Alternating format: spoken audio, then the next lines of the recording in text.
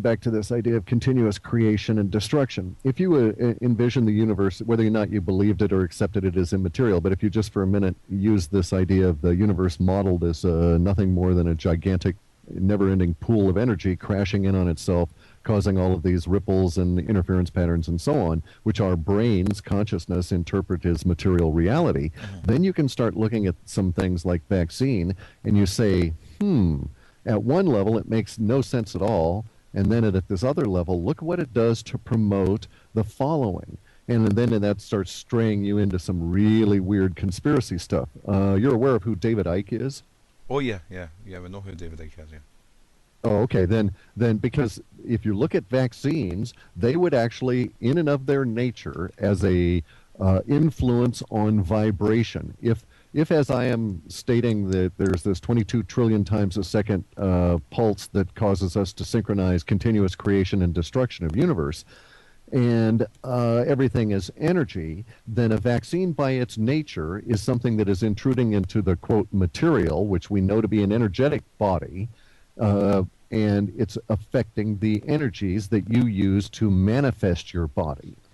Well, that if David Icke is correct, and there is an interdimensional parasitism going on, then perhaps a very good, effective way of obtaining the energies that this interdimensional, unseen, unseeable, simply because it's outside of our frequency range, dimensional entities, a good way for them to maintain their energy flow would be something like vaccines, which would interfere with the ability of your energies within your material body to generate as they would normally do so, and maybe a certain percent of that energy that's being disrupted is being bled off. I mean, it gets into some screwy thinking just like that when you start seeing how the vaccines are promulgated. It has more to do with, or rather, there's another layer of it, which is, oh yeah, the big pharma, big pharmaceutical companies, they're trying to, just sell us a bunch of snake oil and just to make money. But in an energetic world, money is energy. It's transferred to and from, and people that accumulate it try and accumulate more. There's this whole energy greediness, and that may in fact just be a more gross manifestation of this same level of energy parasitism going on. So if you examine a lot of these things, it's like, David Icke may sound a little loony sometimes, but it doesn't necessarily make him wrong.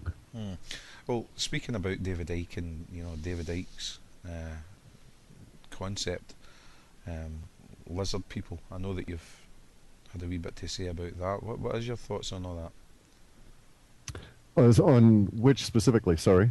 Well, you mentioned earlier that the moon is not a planet. Yeah. There's facts, and then there's truths, and then there's interpretations in terms of how reality works. And a truth is something that we attach, is a fact that we attach an emotional reaction to.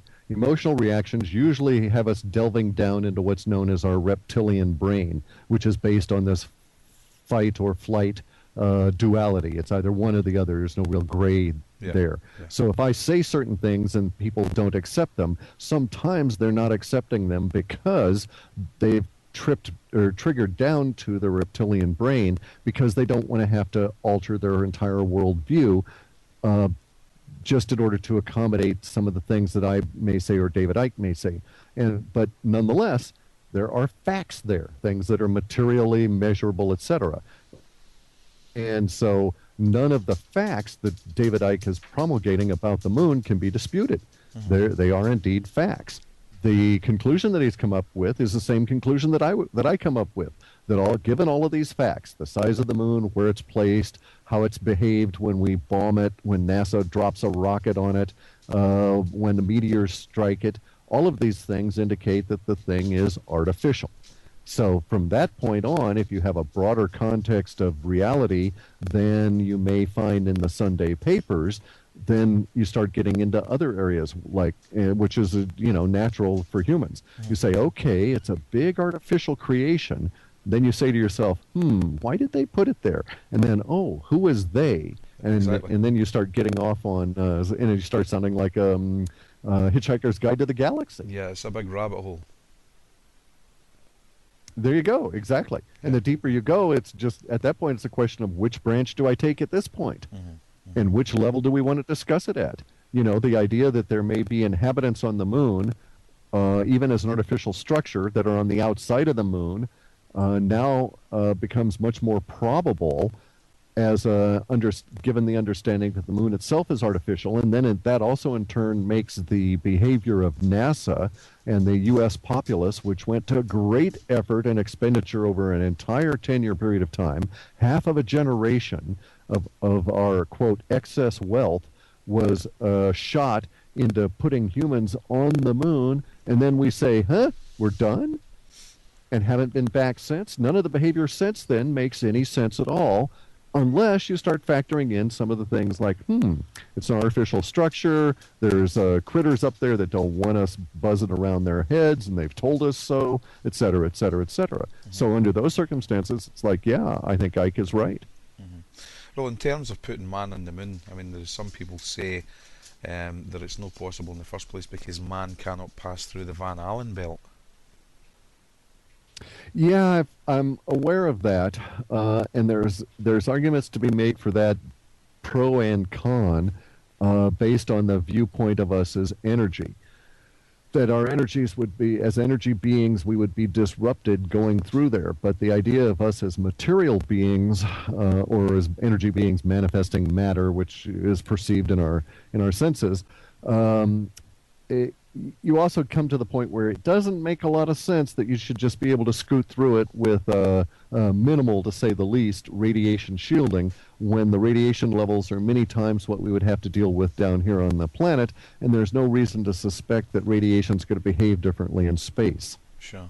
So there is that. However, it's also, given the nature of the universe being an energetic creation that pulses at the rate of 22 trillion times a second, it is very easy to imagine a situation whereby travel is accomplished within spaces that our mind can't necessarily process. If you start looking at the human brain and the mind and memory and so forth, you find some interesting facts.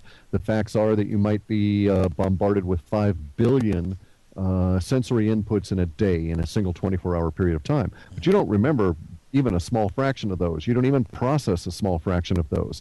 So it's quite probable that there exist methods whereby we could move your energetic body, which you manifest as matter, through the universe in a spatial form that does not require transit between point A and point Z. You don't have to go through the B, C, D, etc. You can jump there if you know how to do it. And basically, you're just sort of stepping outside of the stream of creation in one sense, and then stepping back in another spot. And time, or rather, the less time stuff is involved, so it would appear to be almost instantaneous. And that gets you around the issue of the Van Allen belts, and thus allows pretty nearly instantaneous transportation anywhere in the planet or anywhere in the universe, but does not, the very nature of that denies the ability of the universe to manifest things like time travel.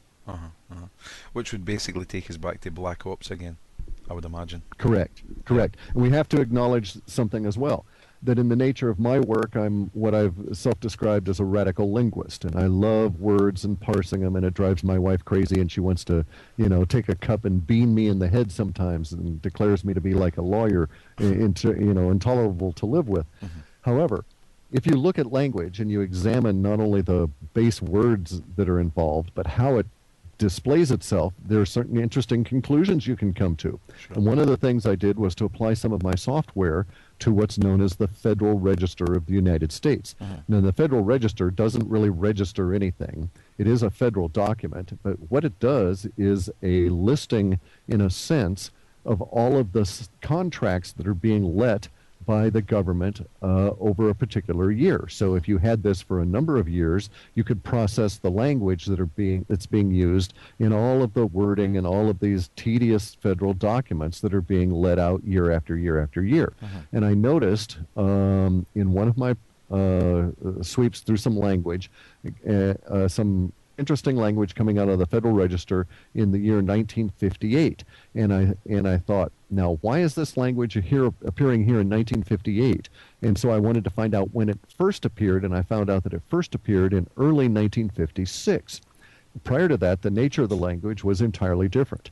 Now, the subject of the language was basically what you and I would think of as black ops reverse engineering of, let's say, foreign material. Mm-hmm.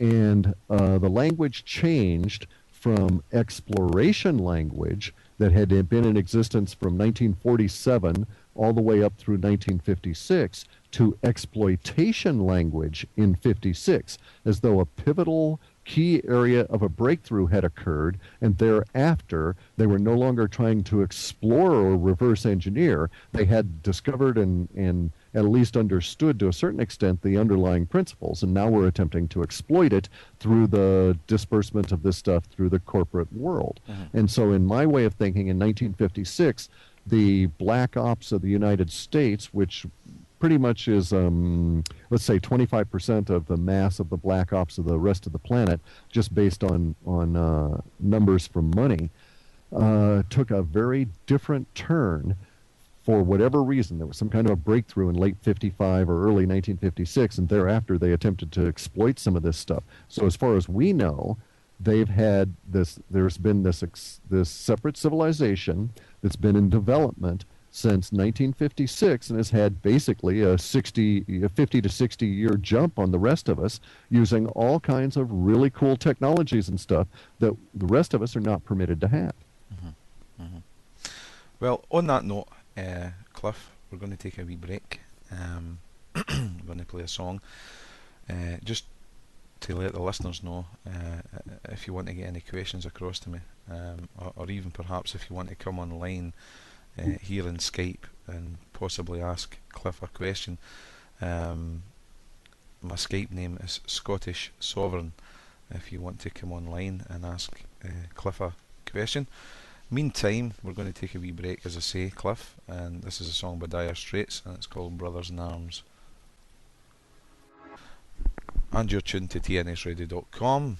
Sorry about the wee delay there, guys. I've had a lot of messages coming in. I know a lot of you want to be contacting myself and speaking to Cliff. So anyway, we're back, we're live, we're TNS Radio, we're .com, and we're 11:15 at night here in the UK. Cliff, as we were speaking about earlier on, you know, the alien wars, would you like to give us a wee bit about that? Yeah, this is something that is really staggering. We'd had this showing up in our archetypes way back in like 2001, 2002. Mm-hmm. We had this rule that we developed that says the longer we see something in the data before the language manifests, the more powerful it will be working its way through the populace of the planet. Mm-hmm. One of the memes we have is alien wars, and just recently, I think maybe last year, I finally got with the program and I was able to obtain these third generation night vision goggles, which are illegal to export out of the United States, and they've got all these various different criteria put on them, but nonetheless they're legal for the civilian populace to have. And mine are relatively crude. They only have like 3 times magnification. Mm-hmm. But these night vision goggles allow you to go out at night and see the alien wars over your head. There's this whole secret space program with all these little spaceships swirling around up there that no one in officialdom acknowledges, and some of these buggers are shooting at some of the other buggers, and you can tell they're shooting at them by the behavior of the various different ships, especially these little fast triangular shaped things that dart about when these energy bursts come their way. And then you can see these giant huge light ships that are like in the shape of an X that exhibit this very peculiar behavior where they seem to open up a doorway of light ahead of them, jump to it, and then the light closes down and then it opens up ahead of them and then they jump to it. So they have this weird sort of a way of accelerating that is decidedly not native to the human mind's way of envisioning travel. So I think these guys are truly alien, space alien. But nonetheless, there is some kind of conflict going on up there, and I'm just hoping that some of those guys that are doing the shooting and trucking about are actually humans. Otherwise, boy, we are outnumbered. There's a huge mass of stuff going on. All of the people